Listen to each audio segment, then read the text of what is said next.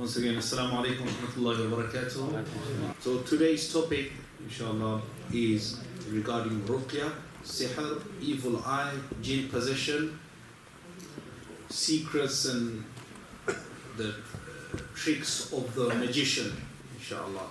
These are the things that we'll be discussing today, bi'idhnillah subhanahu wa ta'ala. A lot of times people ask me, why did you decide to go into this field, this ruqya field? And before I answer this question, I'll ask everyone here a question, inshallah, which I'll answer myself, bi'idhnillah subhanahu wa ta'ala. Why are you here today?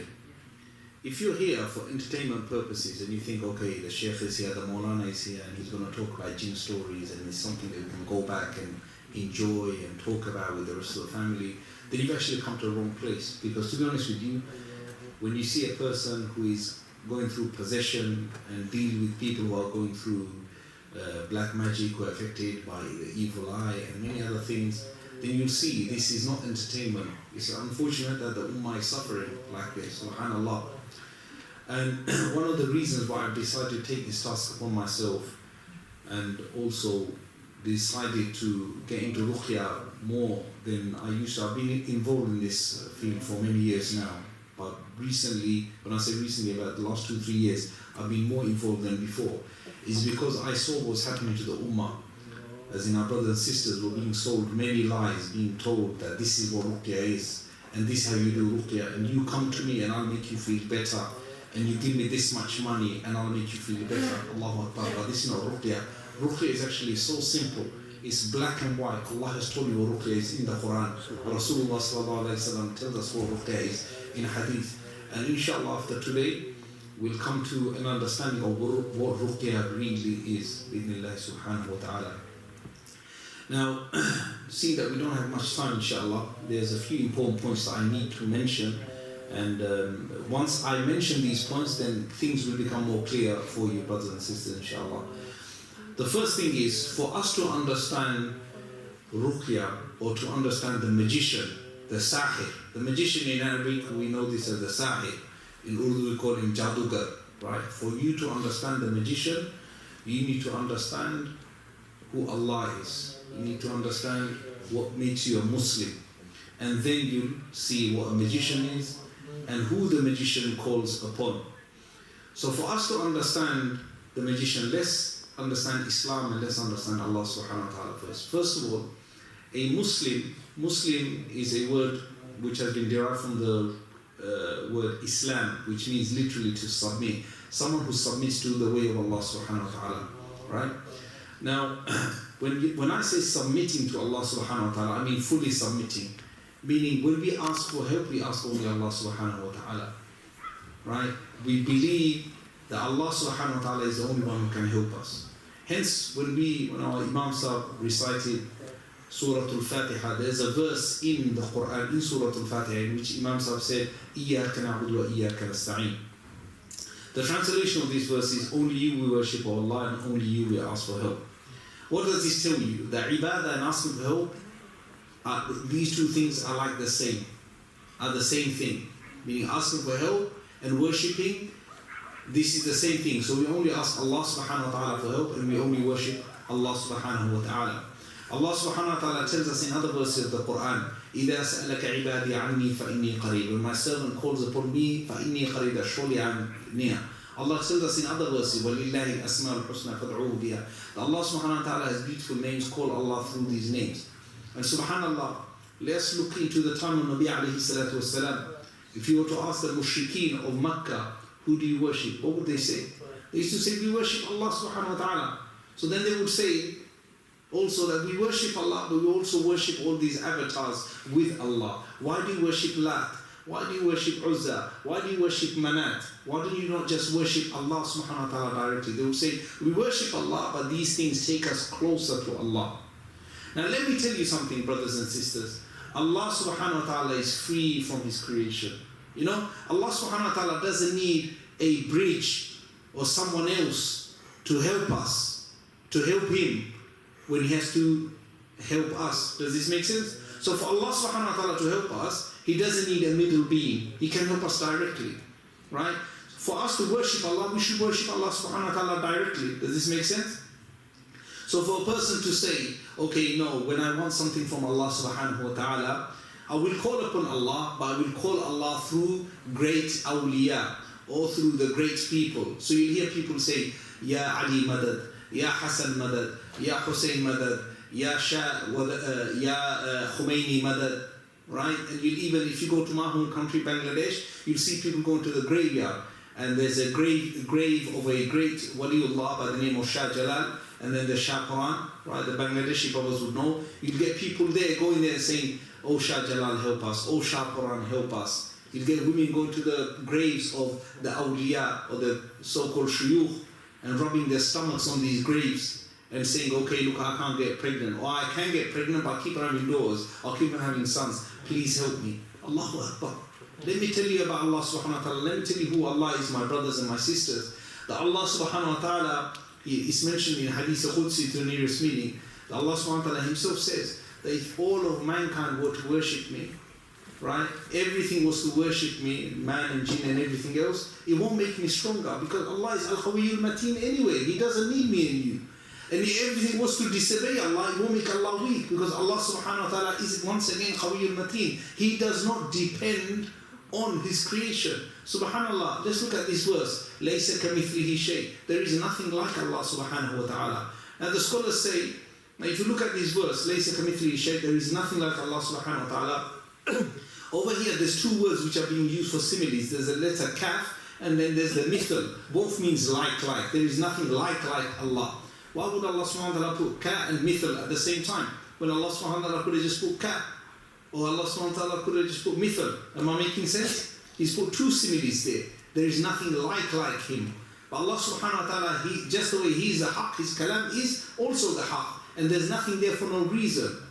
Just Allah subhanahu wa ta'ala is amazing and the greatest, His kalam is also the greatest. So it's there for a reason. And some scholars say that if you look into this carefully, you'll see that ka and mithl, yes, they both come for similes. But the letter ka, it comes for something which relates to sifat, yani attributes. And mithl talks about the being of Allah Himself, yani that.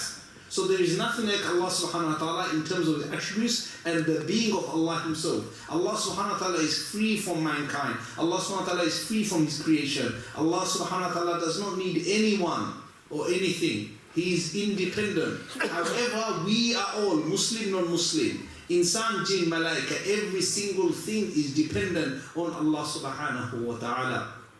And now, this is who Allah subhanahu wa ta'ala is. So what makes a Muslim a Muslim? A Muslim is a person who submits fully and only to Allah subhanahu wa ta'ala. And when he needs something, right, he submits and he asks Allah subhanahu wa ta'ala. He will not ask the creation of Allah subhanahu wa ta'ala. This does not mean that a person cannot go and see a doctor. Or your car's broken down, you go and see a mechanic. That's not what I'm referring to. There are certain things that only Allah subhanahu wa ta'ala can help you. In fact, a doctor will not even be able to help you. A doctor, two of us could be, me and you, my brother, could be both have the same illness and go to the doctor. Doctor could give us both medicine. You might be okay, I might die.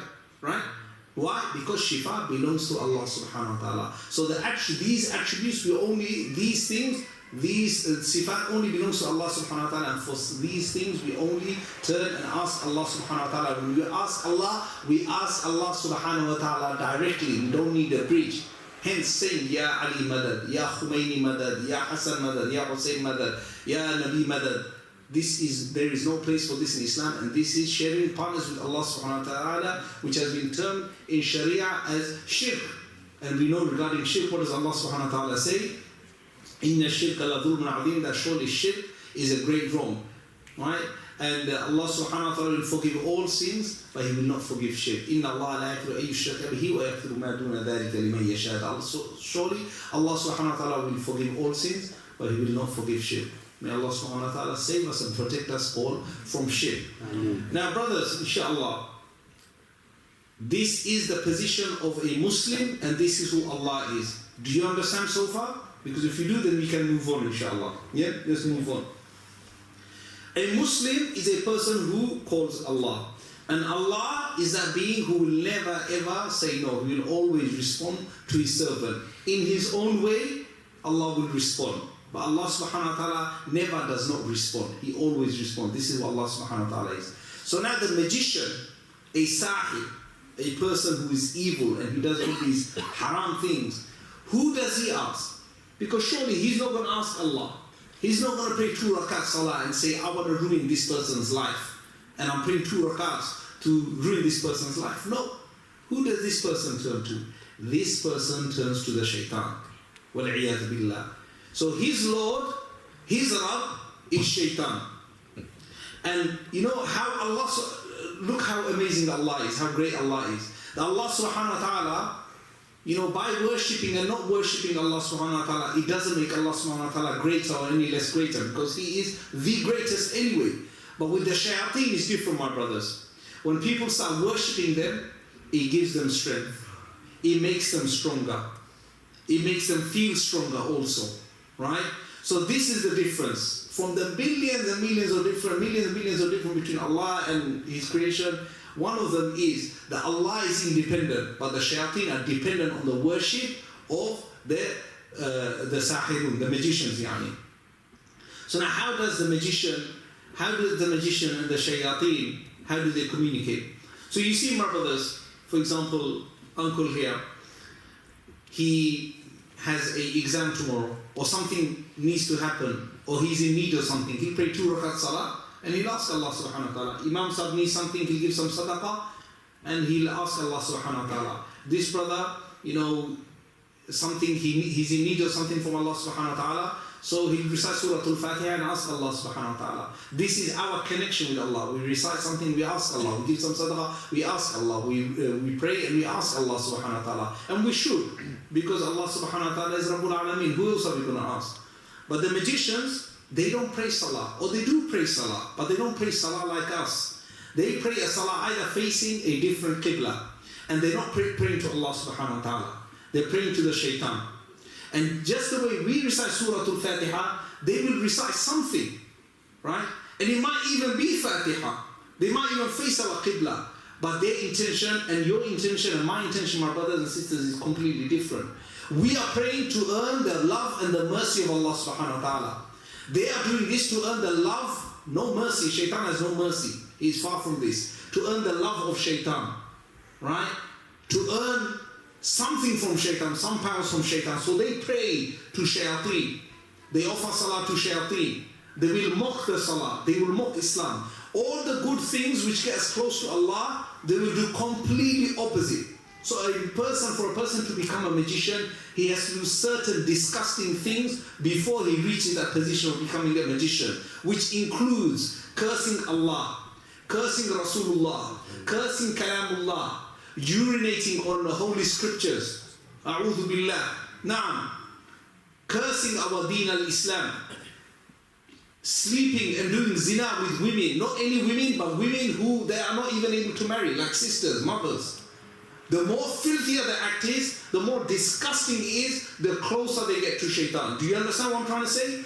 So for us as Muslims, when we want our dua to be accepted, we do more and more clean things, more and more things which are beloved to Allah. They do things which are more and more hateful to Allah. And this gets them closer and closer to shaitan. And the thing about shaitan, Allah subhanahu wa ta'ala, as He mentioned in the Qur'an, إِنَّ اللَّهَ لَا يَخْلِفُ الْمِيعَادَ, that surely Allah subhanahu wa ta'ala does not break promises.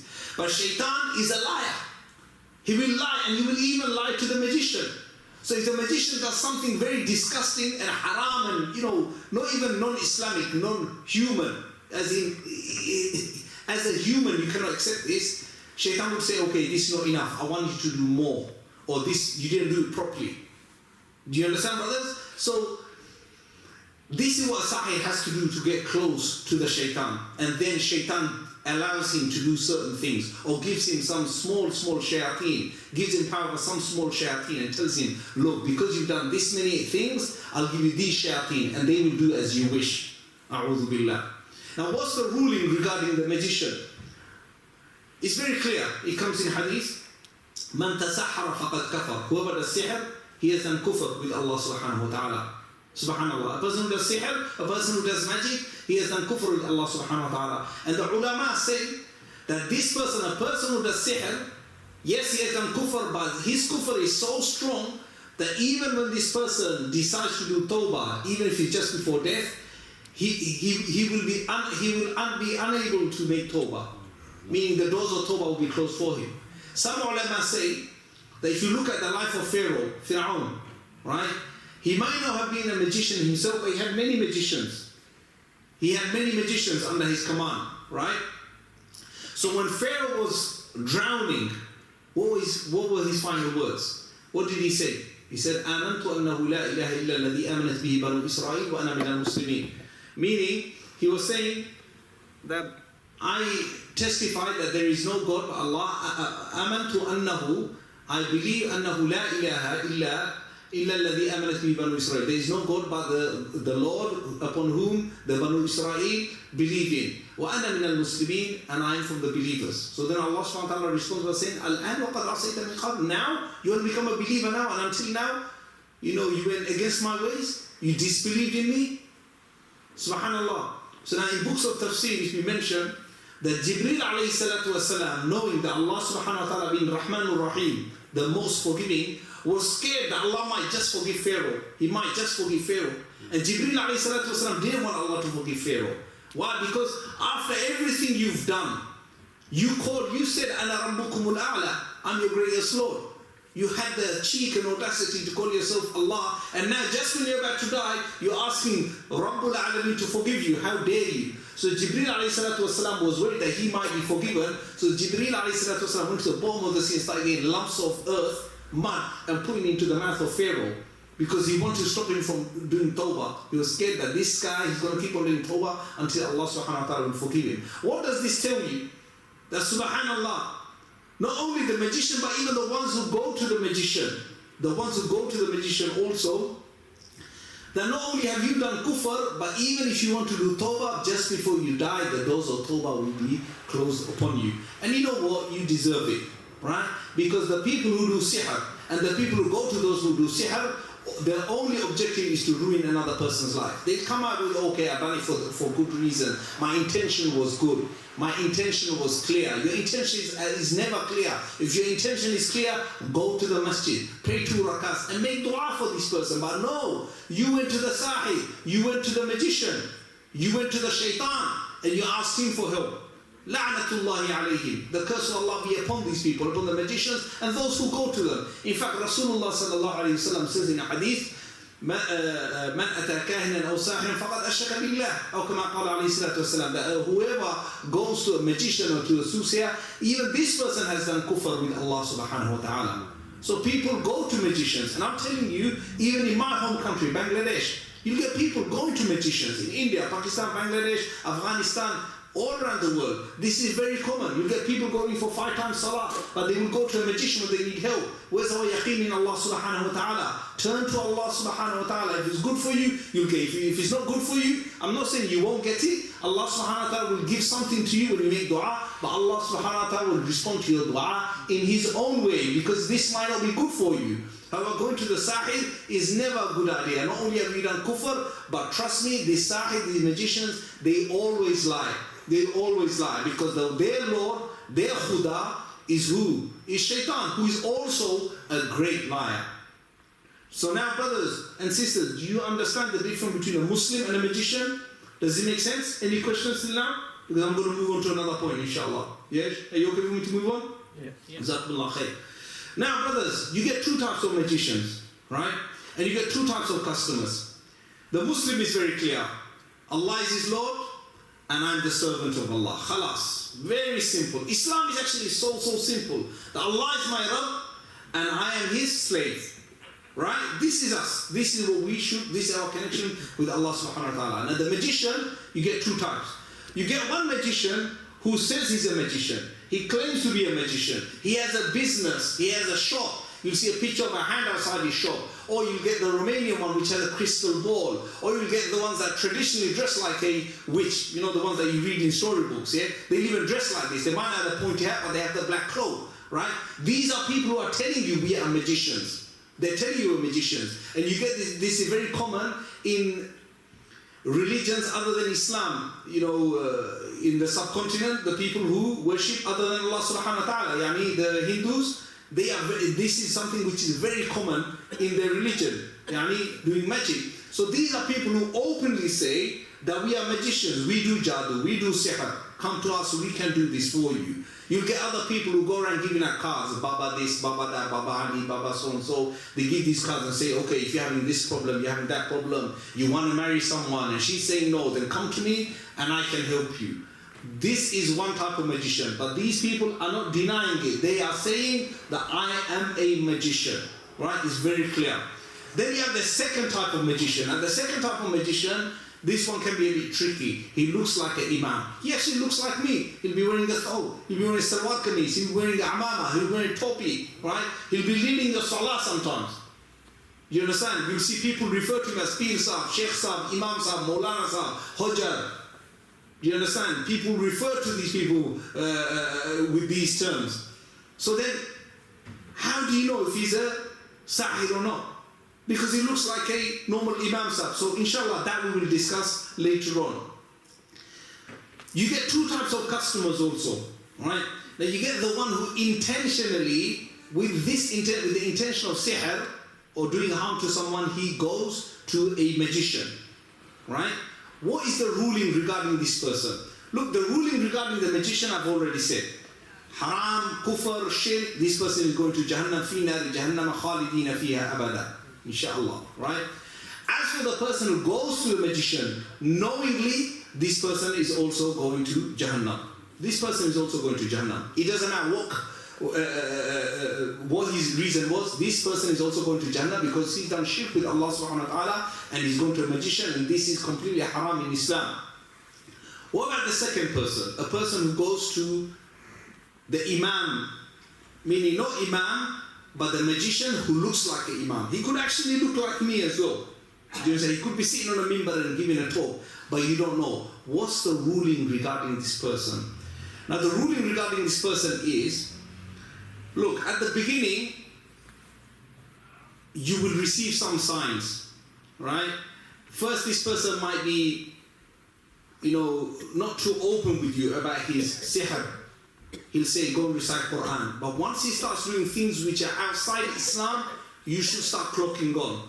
We should educate ourselves enough to know, okay, this guy is not, what he's doing is outside the fold of Islam. This cannot be a imam. This cannot be a raqi. This guy is actually a sahir. And how would you clock on? There's certain things that this person will do which you can tell are not from Islam. For example, there's been ruqat who say they want to do ruqya with sisters, but just sister. Just me and a sister in the room. Subhanallah. This goes against the ruling of Islam. Yani you're there with a woman and there's no mahram there. Right? And it's not even an open space behind closed doors. Going into the house of a woman when her husband's not there, or her brother's not there, or her mahram's not there. Right? These are red flags. Another one would be when this person, when the sahir says to a woman, like, I want to see certain parts of your body, or even remove your hijab because this has happened. Right? Or when the sahir says, or when this imam says, I need to touch you, I need to put my hand on your head or something to take out the sihr. There's no need to touch. Recite from the Qur'an. It's very simple. What is ruqya? Ruqya is basically recitation from the Qur'an. That's what ruqya is. Wallahi, that's what ruqya is. Wallahi, that's all ruqya is. Recitation from the Qur'an. Why would the verse of ruqya reveal? Surah Al-Falaq, Surah Al-Nas. Why would they reveal? Because someone done sihr on Nabi alayhi salatu wasalam. What does Allah subhanahu wa ta'ala tell us in Surah Falaq and Surah Nas? It starts off with qul. Qul. Both verses start with qul. Recite. Where they say touch, there's no need to touch. So all of these things are red flags that this person is not really an imam.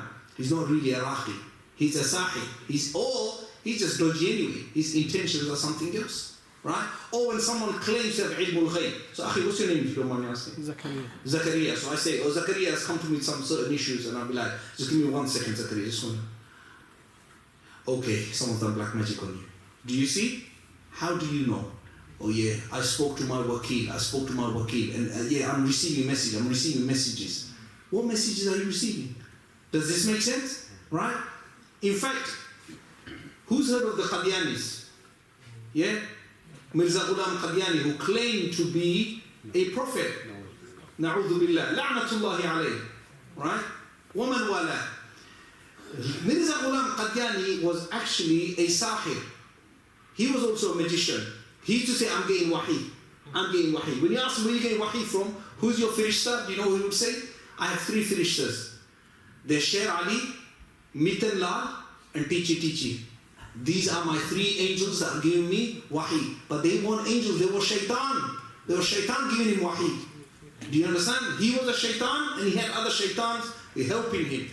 The ulama used to describe him as, our ulama used to describe him as, ye British ka poda tha. He was the seed of the British. And subhanallah, he created so much fitna fasad in the subcontinent. La'natullahi alayh, and curse of Allah be upon those who follow him also. Amen.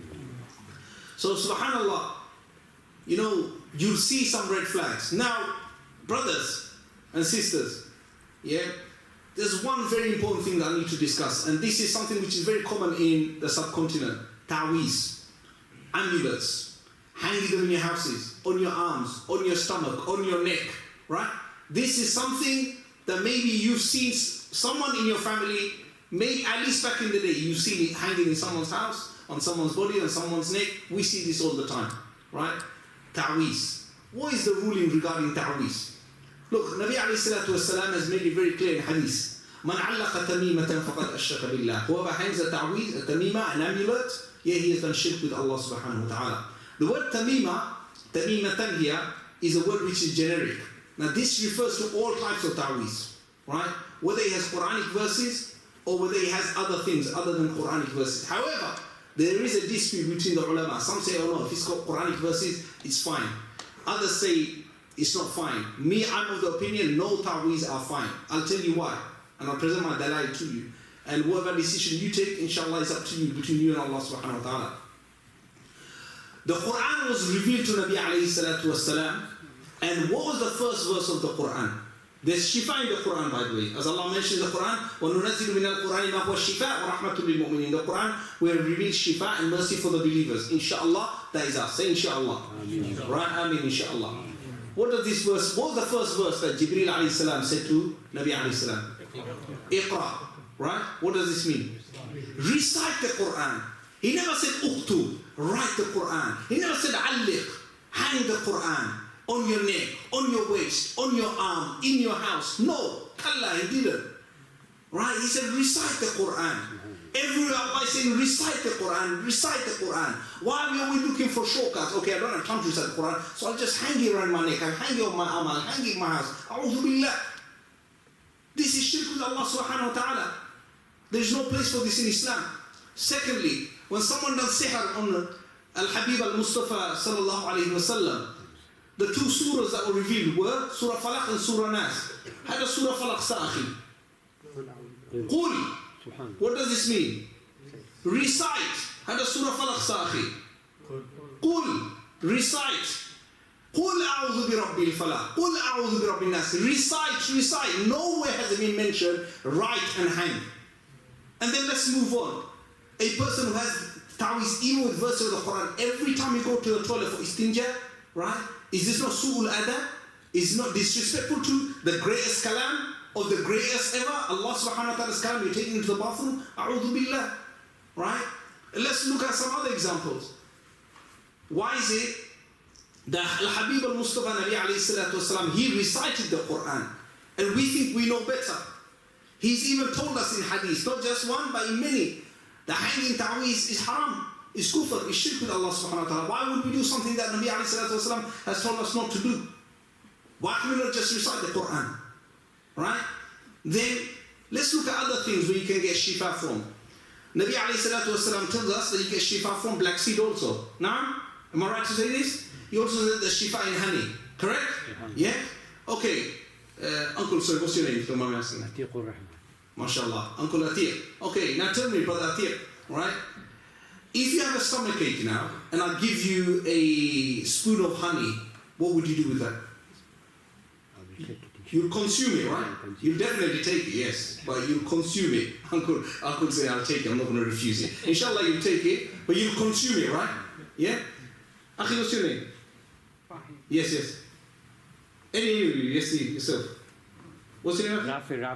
Rafi, Abdul Rafi, yeah?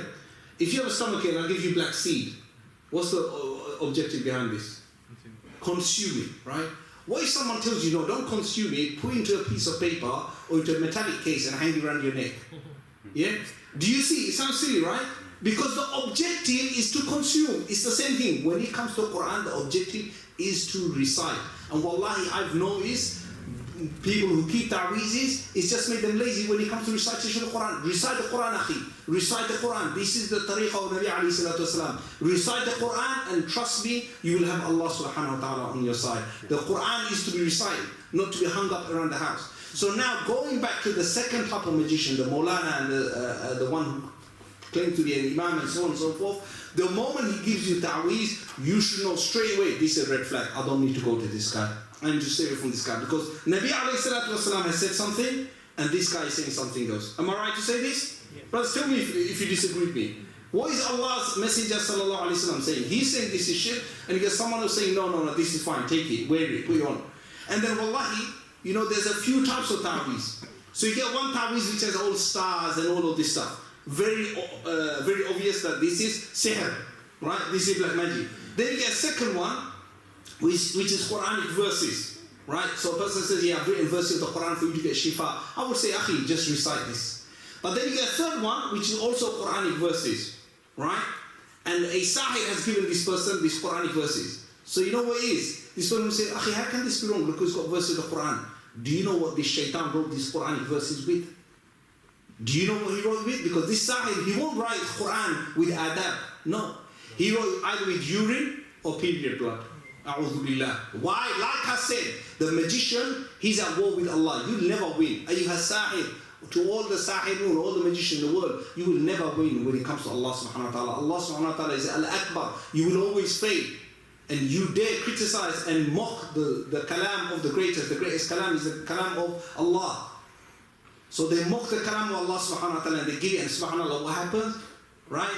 This is also a type of sihr. This is sihr. Subhanallah. And he says, no, look, but there's Quranic verses there. Subhanallah. The amount of ta'weez that we've opened, ikhwa, and the evil we've seen. We've literally seen people come out of a spell as soon as we destroy the ta'weez. A few weeks ago, I had a patient. Now this brother, before the recitation even started, as soon as I said, A'udhu billahi minash shaitanir rajim, he reacted. And he's like, I want to leave, I want to leave. And subhanallah, I kept on reciting, and it's as if he wants to leave, but he can't leave. And I kept on asking the second person who was with him, are you sure there's no ta'weez? Are you sure there's no ta'weez on him? Are you sure there's no ta'weez at home? And he kept on saying, there's no ta'weez, there's no ta'weez, there's no ta'weez. I thought, subhanallah, after an hour, usually the person snaps out. This person is unable to snap out. What's happening? They're saying there's no ta'weez, right? So afterwards, after 1 hour, they left our center, and they're sitting in the where the reception area is. They're sitting there, and the uncle of that young boy who came, right? He's talking. He's about to book another appointment, and as he's talking, my eyes fell on his hand, and he had a ring, and he had a bracelet on as well. So there's different types of ta'weez, which I'm going to go into now, inshallah. And just out of curiosity, I asked him in my language, in Bangla, I said, brother, what is this? And he just started laughing. And the laugh was a very guilty one, like, and that's when I thought, okay, subhanallah, you know what, I need to look into this. And I go to him, can I see your ring? And he's like, he's reluctant to give it. I go, no, you need to show me your ring. And he gave me the ring, and he had all these words written inside, and the names of shayateen, and like, you know, certain names of shayateen. And I go, who gave this to you? He goes, Deshtaki hamare kofil this one. A kafil gave it to me. Are you Bengali, bro? A kofil gave it to me in Bangladesh. When they use these terms, this means basically some sort of a raqi or someone. Basically, let's be straight up, a magician, a sahir gave this to me. I took this off him, and we had a ruqya water there, and I put the ta'weez into the ruqya water, this amulet into ruqya water, right? And then I saw the thing on his wrist, and I said, where did you get this from?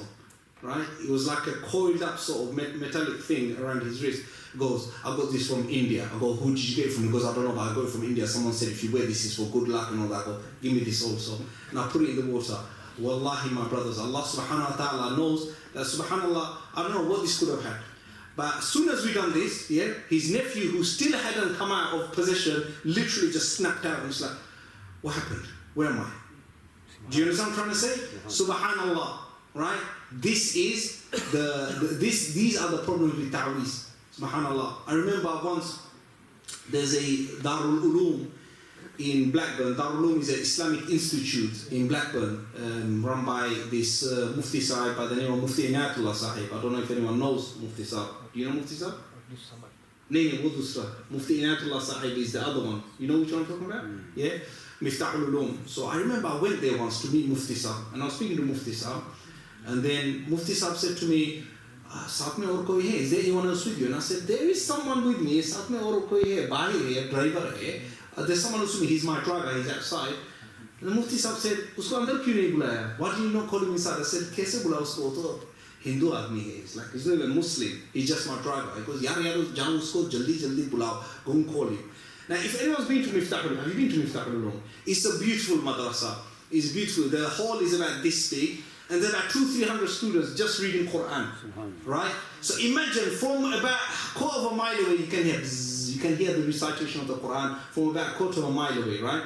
And then there's Mufti Sahib sitting over here at the front, and he's doing dars of Muslim or Bukhari or Tirmidhi Sharif. He's doing dars of Hadith. So he told me, "Go and call your driver." I called him, and Mufti Sahib offered him some tea. He drank tea, and then we got back in after an hour. We left.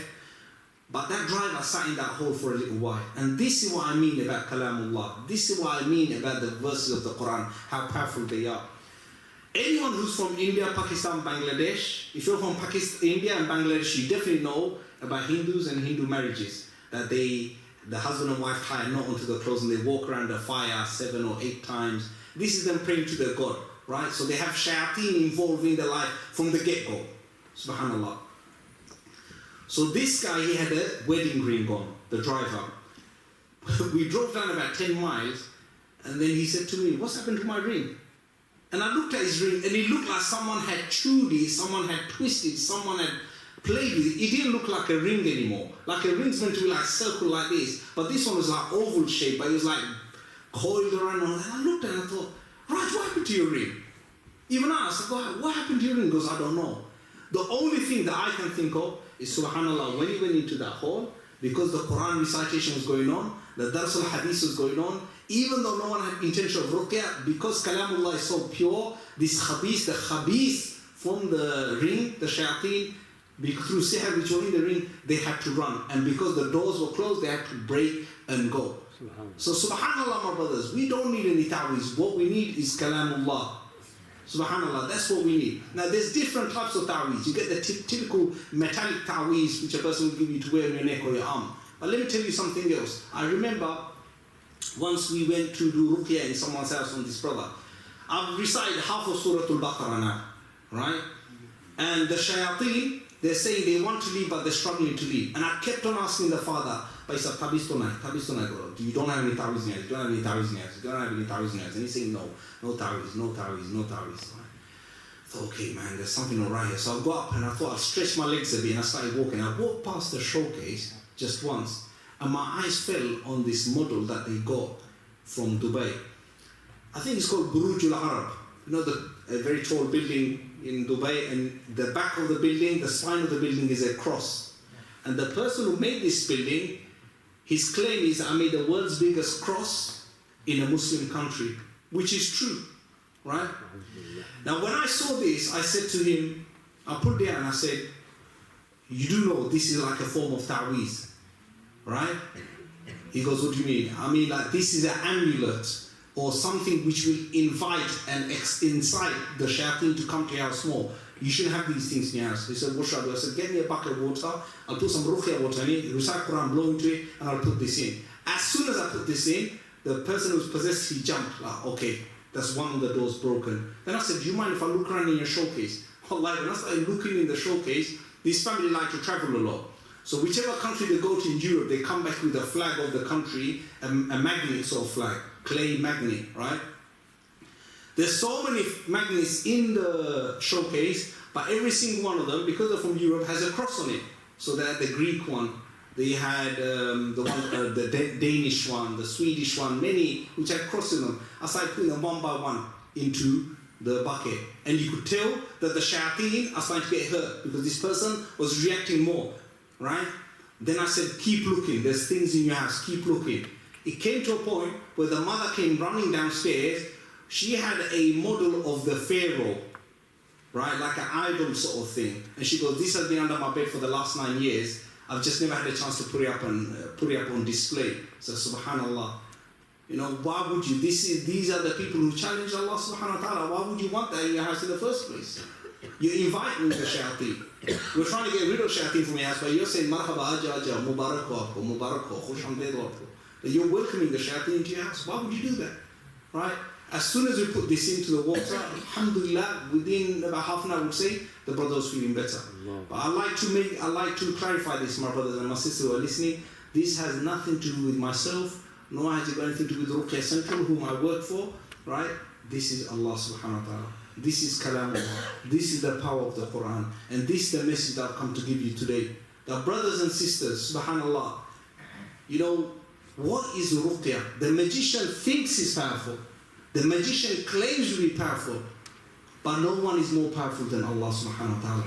And you being the slave of Allah, yeah, me and you being the slave of Allah, we openly say, I openly say, Ana fakhir, I am poor, right? Ana jahil, I am ignorant, right? But my Lord Allah subhanahu wa ta'ala, He is Al-Ghani, Al-Alim, He is Al-Qawi. This is our Allah. And if we have Allah on our side, no magician, no one can do anything to us. Bi-idhnillahi subhanahu wa ta'ala. This is the difference between a Muslim and a person who goes to the magician. So we as Muslims, we shouldn't be dependent on these ta'weezat. Let me tell you another type of ta'weez. Another brother who's come to us for ruqya. And I know some people are going to really enjoy this one. Football fans are going to love this one. Yeah. This brother, I'll tell you what his ta'weez was. The family are saying we have no ta'weez in the house. Recitation, recitation, recitation. Eventually, they go, look, I go, what does he have in his room? Well, he's got no ta'weez in his room. But he's a Man United fan. You knew that one was coming, right? He's a Man United fan. So he's got Man United posters, he's got the kit and all of that. So what's the nickname for Man United? The Red Devils, Ash-Shayateen al-Hamra, the Red Shaitans. Basically, that's what they are, right?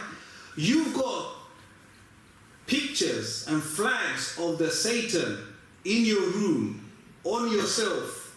You're wearing the Satan's clothing with pride, with love, dying for them, happy for them, sad when they lose, happy when they win. Right? You tell me, why will you not get problems? So, subhanAllah, this brother, his ta'weez, his amulet was having Man United kits and Man United flags and Man United badges. So the whole room is decorated like this. And what we told the family is, until you get rid of that, this is like a malja, meaning like a place of refuge for the shayateen. I remember once we done ruqya on this sister, and she came with 2 ta'weezes from Bangladesh. The mum was speaking in Bangla, and she was saying, I went to so-and-so Mawlana and so-and-so Sheikh, and they gave me this, and she was using certain terms in Bangla that even I didn't understand, right? And I said, can I see these ta'weezes, auntie? And I opened it, right? And he had, both ta'weezes had a picture of a sick person, and there were all these illnesses written in Bangla around. And hence this sister, this young patient, she was going through so much problems. The first thing you do is you destroy the ta'weez, you destroy the amulet, and then you do your recitation. Later on, that next day, they called the center and said, okay, the sister's been affected again, which is common, it could happen, because it takes time for the shaitan to exit at times. So I said, okay, auntie, if you don't mind me asking, after the appointment, you went home, right? She goes, no, I didn't go home. She goes, I went to my son-in-law's house. I go, why did you go to your daughter's house, son-in-law's house? And my daughter stayed there as well. The patient daughter, she stayed there also. I go, why did she stay there? Why did you go there? She goes, oh no, she just didn't want to go home. I go, that's funny, because your house, we made sure that you cleared your house from ta'weez and amulets, so she should have gone home. But why should she go to your daughter's house? She goes, no, I don't know. And then I thought, let me ask this question. I go, auntie, Sassi, does your son-in-law have any ta'weez in the house? And she said, yes. I said, there you go, there's your answer. The shaitan that was with your daughter didn't want to go home because there's no malja, there's no banaka jada, there's no place of refuge in your house anymore. So he wants to go to your son-in-law's house. Why? Because there's ta'weez that the other shayateen will help. It's like if one of you brothers have been attacked outside and you come running into a mosque and say, Akhi, help me, look, I'm getting attacked. Even if it's your first time in the masjid, everyone's going to run out of the masjid to help this brother. Right? We might have never met, you might have never met me. If I come running into the masjid and say, guys, I'm about to get rushed by some people outside, everyone, hopefully, inshallah, would run outside and say, yeah, where are these people? Let's see, who's about to attack our brother? Right? It's the same thing. So this guy, he goes running, this sister, the shayateen take her back to another place, a malja of the other shayateen. A'udhu billah. So there's different types of ta'weez. I remember once we went to this house, after Ruqya, the jinns were not leaving, and then I asked, because this was a close family member, I said, do you mind if I have a quick look around the house and see if there's any ta'weez? They said, yeah, go on, go for it, go and look. As soon as I went upstairs, this was a family member, by the way, so it was okay for me to go look in the house. As soon as I went upstairs, I found 3 ta'weezes. And they weren't your typical metallic case ta'weez. It was very different. And one of them happened to be something, it looked like a bone, a hollow bone. So I asked the sister, why do you have this ta'weez? She said, my son has speech delay. So someone gave me this ta'weez, this amulet, for my son, right? It's the throat of a camel. Which is also, this is all going back to sihr, magic, right?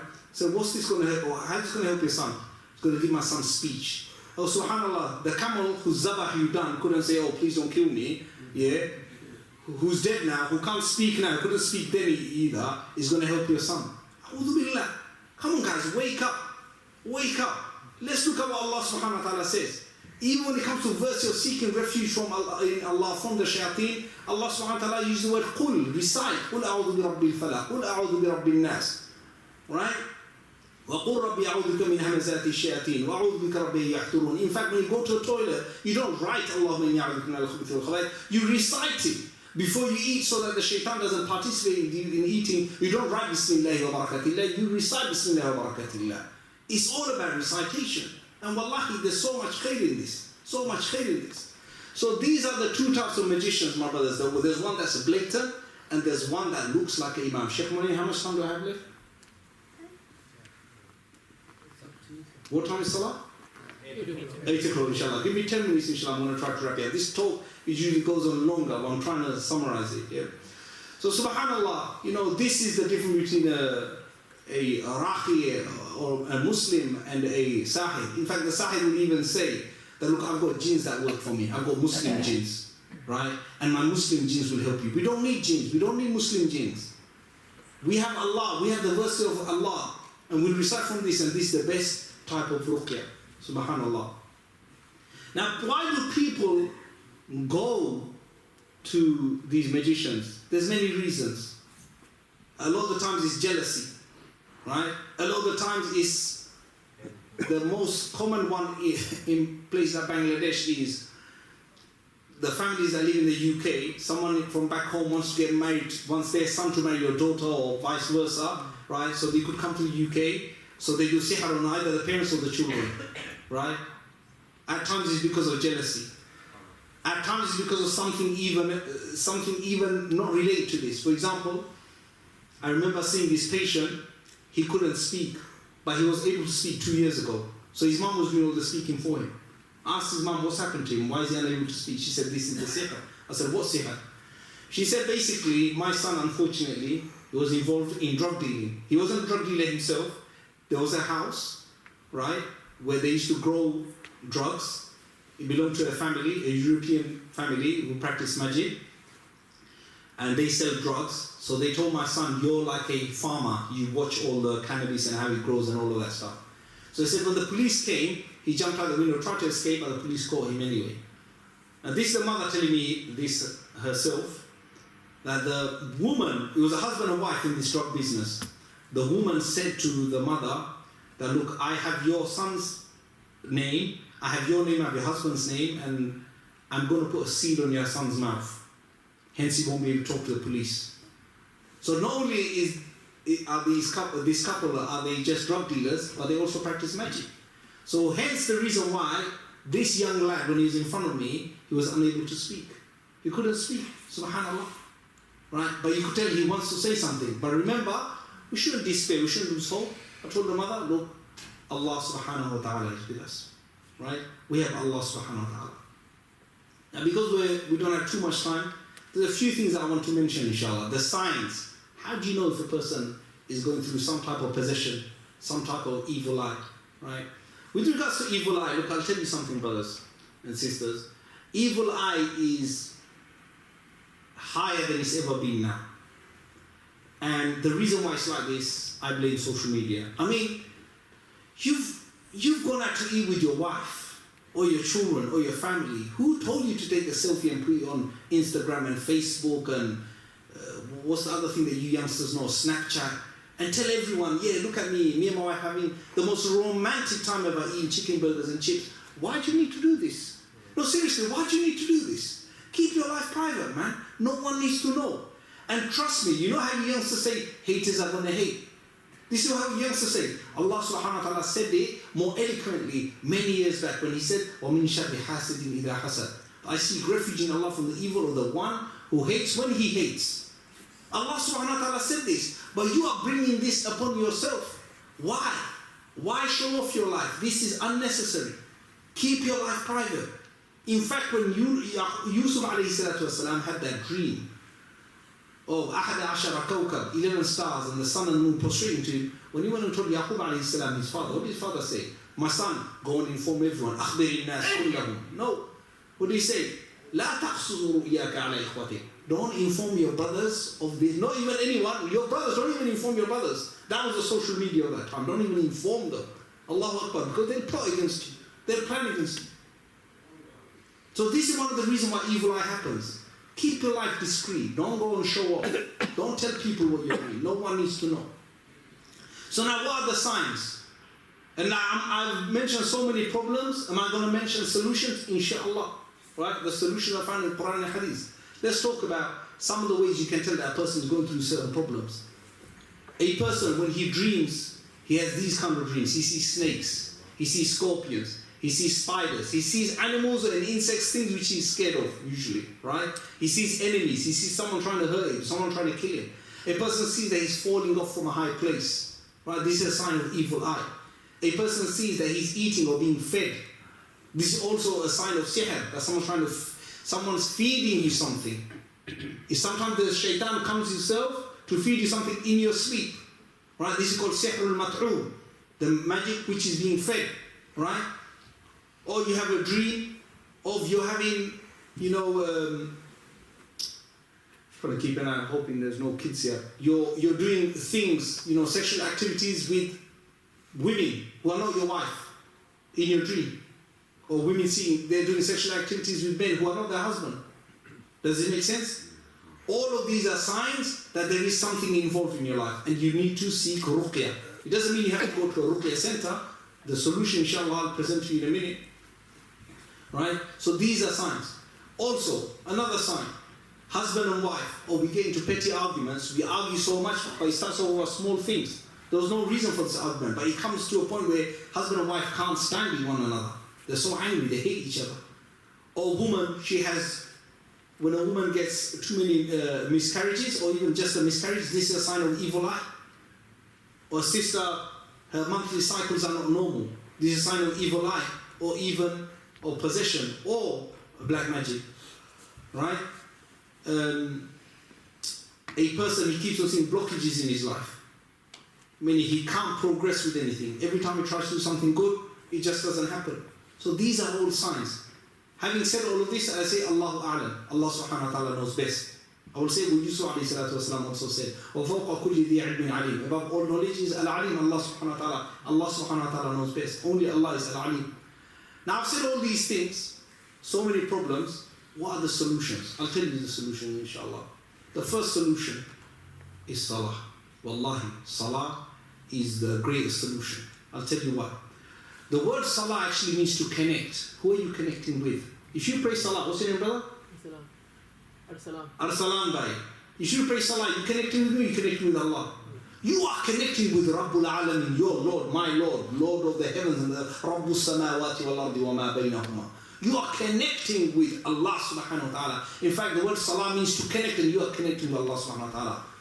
Many of us don't know this, but did you know, brothers and sisters, that when you say Alhamdulillahi Rabbil Alameen, this is a conversation with Allah. All praise for Allah, Lord of the world. Allah subhanahu wa ta'ala responds by saying, Hamidani Abdi, my servant has praised me. Allah subhanahu wa ta'ala responds to all these verses. Now a person doesn't pray salah and he comes to a ruqya center and says, Mawlana, Shaykh, please, sihr has happened to me, please recite something on me. My first question is, Akhi, do you pray all your salah? Yeah, I pray all my salah. Do you pray Fajr on time? Fajr to khoza farillah. That's a very Bengali answer. Fajr for khoza farillah. I pray Fajr qada. As if Allah subhanahu wa ta'ala is waiting for you.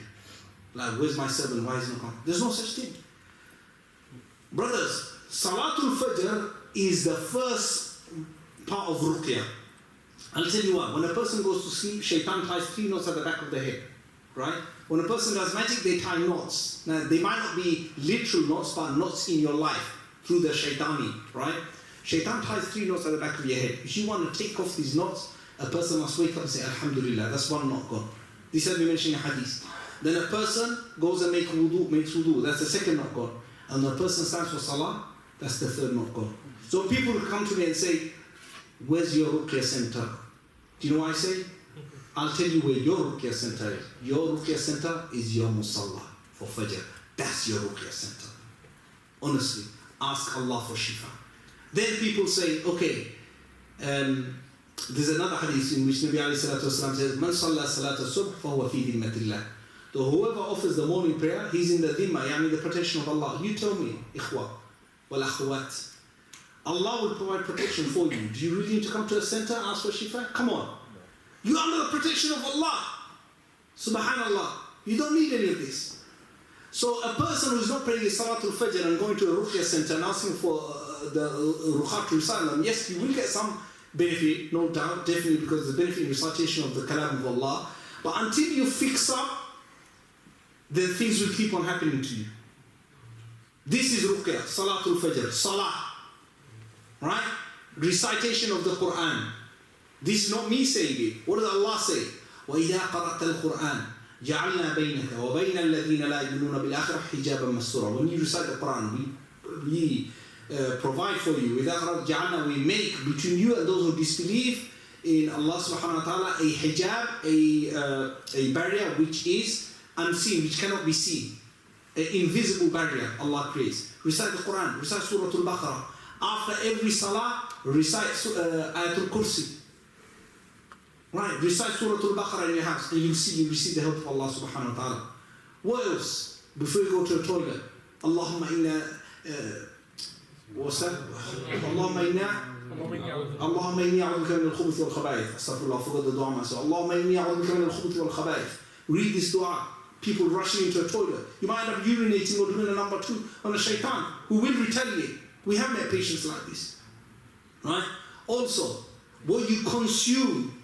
If you're not consuming halal, you're making passages for the shayateen to enter your body. If your rizq is not halal, then you're making passages for the shayateen to come and enter your body. Then you will suffer from some type of possession.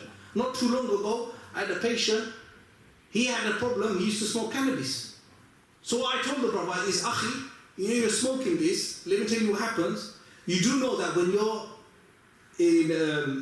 you're not yourself, when you're not stable, at that time the shayateen come and take advantage of you. Yeah? And he goes, what do you mean advantage? I go, you work out what does advantage mean. When you're drunk and when you're high, I'll finish. 5 minutes? Inshallah, I'll finish 5 minutes, yeah? These shayateen, they will take advantage of you in however they want. And he told his dad to leave the room and said, Akhi, you know something? Every time I'm high, when I'm sleeping, I feel like something's poking me. Right? I said, let's do ruqyah now. Subhanallah, this brother, before he came for ruqyah, he didn't have any drink. Meaning he didn't drink cranberry juice or anything red. But when the recitation started, he started vomiting. And do you know what color his vomit was? Red. I asked his father at that moment, did he have cranberry juice or tomato juice or something like this before he came? He said, no. Subhanallah, the shaitan was fuming. I remember that day, the shaitan broke a chair in front of me. He was so angry that how dare you tell him that what he's doing is wrong. Now this brother had a plan. I'm going to leave cannabis, smoking weed in about 3-4 weeks, but I'm going to cut down. From that day he stopped, alhamdulillah. So what you consume is also ruqyah. If you eat and consume haram, then you will have problems. If you are far from Allah, then you will have problems. Subhanallah. So brothers and sisters who are listening, inshallah, ruqyah is very simple. Stick to your salah. Stick to recitation of the Qur'an. For sisters, maintain hijab. Wallahi, hijab is not just parda from men. Hijab is not just protecting yourself from the sight of men. No. Hijab is protecting yourself from the sight of the shayateen also. Wallahi, Allah provides protection through the hijab, and Allah will protect you from the shayateen. A lot of the time when women come into a center and they don't have any hijab on, and then we give them a hijab to wear, when you ask them, do you usually wear hijab? And they say no. You're putting yourself out there, not just for the men to lust upon you, but for the shayateen also. So if the men will lust upon you, imagine the shayateen. They'll definitely lust upon you. And that's when they don't want to let go of you. And hence you'll have problems in your marriage. Because you'll be affected by something called jinn ashiq, a jinn which is in love with you, who doesn't want to let you go. And every time you're with your husband, he causes problems, this shaitan. So this is also, basically, in short, my brothers, what is ruqyah? The magician thinks he's very powerful because he has the shayateen and the army with him. Pharaoh thought he was powerful. Pharaoh, how many magicians did Pharaoh have, Fir'aun have? When he told Musa alayhi salam, you're Mawlana akhi? Because you seem like one. No? Yourself, Brother Zakaria? No? He had 3? No, he had 30,000 magicians. If you mention in books of tafsir, he had 30,000 magicians. 10,000 elite, 10,000 who had sort of like just graduated, and 10,000 who were like students. They all threw their sticks. Musa alayhi salam said, look, I don't need no magic. Allah subhanahu wa ta'ala said, وَأَلْقِ مَا فِي يَمِينِكَ يَا مُوسَى. Throw what's in your right hand, O Musa. Right? And Musa alayhi salam's stick actually became a snake and swallowed all that, and all the magicians fell in prostration to Allah subhanahu wa ta'ala. Now, the solution, brothers, and I'll say this, and inshallah I'll take a minute. Stick to your salah, stick to your adhkar, try to recite Surah Al-Baqarah. If you have any ta'weezes, they need to go. Any ta'weezes in your house. Right? I mentioned if you've got Man United kids, they need to go. If you have any type of amulets, good luck charms, rings, which someone has given you, say, keep it for good luck, that needs to leave your house now. Right? Even if you have, if you go to certain shops, forgive me for saying it like this, but you only go to some Turkish doner kebab shops and you have that picture of the eye, and they say this is protection from evil, right? Some of them even say the hojar, hojar is Mawlana in their language. Even that needs to go. These things need to leave your house. And fill your house with the recitation of the Qur'an. After Fajr, read this. Try to remember what I'm saying. La ilaha illallah wahdahu la sharika lah. Lahul mulku wa lahul hamd wa huwa ala kulli shay'in qadir 100 times. Bismillahi alladhi la yadurru ma'a ismihi shay'un fil ardi wa la fis sama' wa huwa as-sami'ul 'alim. 3 times after Fajr, 3 times after Maghrib. Recite Surah Al-Baqarah. When a man goes to his wife to do the khidmah of the night, married brothers know what I'm talking about. Unmarried brothers will know soon, inshallah. Yeah, read the dua of Jima'. Do not enter without the dua of Jima'. This dua is very important because if you do this, if you do khidmah of your wife without this dua of Jima', then shaitan will join in. So remember this. Before you go to the toilet, read the dua. When you come out the toilet, read the dua. Before you eat, say Bismillah. If you forget, say Bismillahi awwalahu akhiruh. Remember all these du'as, and I would encourage everyone, inshallah, to buy a book by the name of Fortress of a Muslim. Yeah, Hizbul Muslim, I think it's called. Hisnul Muslim. Buy this book, inshallah, and read this book, and make this book a part of your life. If you do all of this, inshallah, you'll see that ruqyah. What is ruqyah really? Ruqyah isn't going to a center. Ruqyah is a lifestyle. It's just being a Muslim, submitting to Allah subhanahu wa ta'ala. Jazakumullah khair. Wassalamu alaikum wa rahmatullah. If you have any questions, you can speak to me after the salah, inshallah. Jazakumullah khair.